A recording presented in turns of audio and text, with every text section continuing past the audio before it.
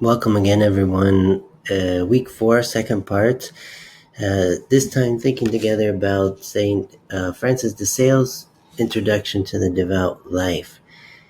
I just want to focus in this fifth part on the second section entitled Consideration of How God Benefits Us by Calling Us into His Service, according to the protestation already set down. Again, you can maybe hear my kids in the background, sorry, with this nice microphone, but keeping it real. I'm a family man, and even as a theologian, everything I do comes from this daily family life. So just as my 6-year-old son Oliver calls for his mother in the background, trying to have some intervention with what he's up to with his brothers. So we come together as God's children, crying out to our Blessed Mother for her intercession and intervention in our lives.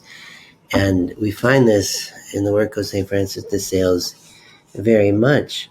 This fifth part of the introduction, he's calling for an examination, a major examination of conscience at least once a year, when you would take time out from life and go on a retreat from an extended period of time, at least 2-3 days or more, and be able to really consider the whole of your life, the whole shape it's taking over the course of time. It's a great exercise to do, life-changing kind of thing, to give oneself that place of retreat, that time away from the daily hustle and bustle of life, in order to really lay yourself bare before God and just really give your life over to His will once again.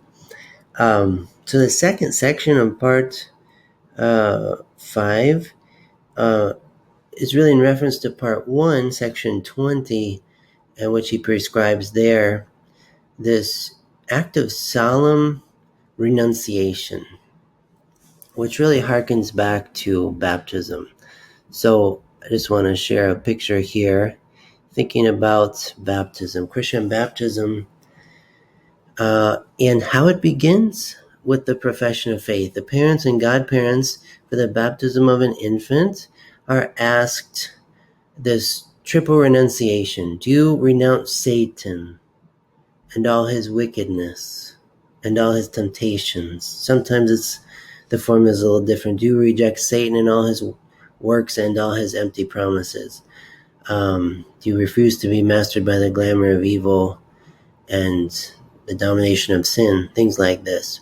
But in any case, the profession of faith in the rite of baptism begins with the great renunciation of the devil, his pomps, his works, his empty promises, his temptations.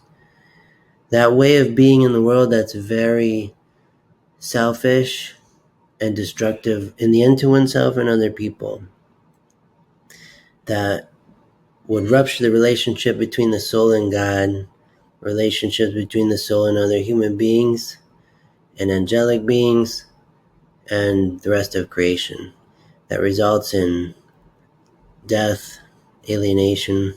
St. Paul says the wages of sin is death. So in the early church, when adults were being baptized, in the rite, they would face the west and renounce Satan. And after they renounced, they would turn their back on the west and face the east, ad orientem, toward Christ. So what St. Francis de Sales is getting at here is this cosmic renunciation of the renunciation. Original sin renounced God, so now to enter into salvation, we have to renounce the renunciation of God. So he says we must consider how God benefits us by calling us into His service according to the protestation already set down. And I'm using the word renunciation, but to protest the protestation of original sin, to renounce the renunciation of original sin. This is key. I'm going to quote Joseph Ratzinger here, who became Pope Benedict XVI, but in his, I think, 1968 book entitled Introduction to Christianity, page 52 of the English translation, he's talking about belief, and he says that it is an adventurous break or leap. There's the German there, break, Bruch, or leap, Sprung. Because in every age, belief represents the risky enterprise of accepting what plainly cannot be seen as the truly real and fundamental. And I really love this picture. I remember seeing it in a book at home when I was a child, and it just really spoke to me, that this picture where in prayer, in the spiritual life, we're really moving beyond the apparently real, just pure nature, but we're moving into a contemplation of God who transcends everything in the created order of being. So St. Francis de Sales begins here with this need to protest. This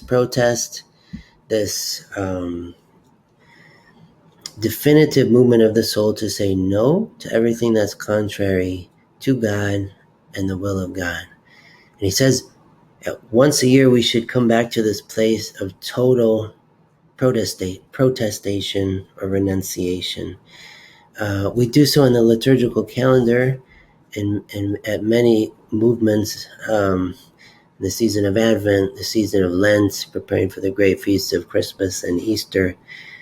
Sometimes communal penance services, whenever we would go to the sacrament of penance, every Mass, penitential rite.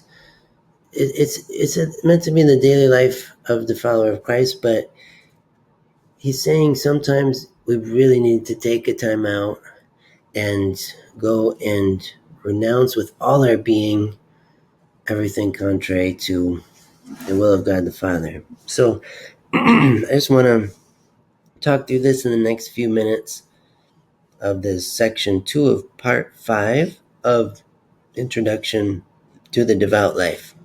So he says, go back and consider various parts of your protestation. When you really gave your life over to Christ, even with baptism, even if you were an infant, go back to these baptismal promises that begin with that threefold renunciation of Satan. And he says, think about what you have committed, what you have vowed to protest. You've given up, cast away, detested, and renounced forever all mortal sin. That's the first and obvious thing. You've given up mortal sin. You don't want to go there, not even in your thoughts, not even contemplating the possibility of committing a mortal sin. Anything that's in that territory of mortal sin, grave matter, full knowledge, full consent of the will. And if you start to meditate on this, premeditate, you renounce it completely. Never want to commit mortal sin. Very serious stuff. Second, you've dedicated and consecrated your soul, heart, body, and all their faculties to God's love and service. Third, that if you happen to fall into any evil deed, you will immediately rise up again by the help of God's grace. Are not these noble, just, and worthy resolutions? Reflect carefully within your soul on how holy, reasonable, and desirable this protestation is. He's exactly right, is he not? What God has in store for us is greater than anything the devil might pretend to give. Because that's the truth about what the devil gives is only what the devil takes. Mortal sin, especially, is a radical deprivation of divine love in the human soul and the circulation of that love in a person's life. So it's entirely irrational to go down the path of mortal sin, whatever form. But instead, It's wholly reasonable and desirable to protest this, because when we protest this every day, when we renounce it every day, we remain in the abundance of life that Jesus came to restore to us. Let me just recommend a really good book while it's crossing my mind here. It's called Prayers Against the Powers of Darkness. This little book that the United States Conference of Catholic Bishops publishes. You can get it on Amazon and the USCCB website. When you Google exorcism, minor exorcism, major exorcism, they have links to this book all over the article about it. These fall in more the category of minor exorcism, but these are prayers you can pray for yourself according to the natural authority you have over yourself, to ward off demonic influence. So if you're familiar with Neil Lozano, the Unbound book, and I think it's the Father's Heart Ministries, it's all about this. It's really committing in a constant way to deflect and drive away demonic influence. This is huge in our lives. And we really got to be aware that every day we're in a real spiritual battle between doing God's will and the demonic influence that tries to pull us away from doing God's will and tries to depress us, tries to make us anxious and fearful, tries to make us feel like we're failures, and all this thing. What St. Francis de Sales is getting at is keep coming back to that protestation, that renunciation, and you will not be overtaken by demonic influence. As Saint Ignatius of Loyola says in his spiritual exercises, that the humble person does not contemplate committing mortal sin, let alone venial sin. This way of renouncing all sin, even venial sin. Francis de Sales says, well, if you commit venial sin, or even mortal sin, you must run back to the waters of baptism perpetuated in the sacrament of penance, and then sealed in the Eucharist, which the Catechism of the Catholic Church says in the Eucharist, this wipes away venial sins. The Eucharist itself. When you read the section about the Eucharist, it says this. It's tremendous truth, the power of the sacraments in the Church. So I'm going to wrap up the video here. I could keep reading through this guided meditation by Saint Francis de Sales, but he brings us back to that contemplation of baptismal grace.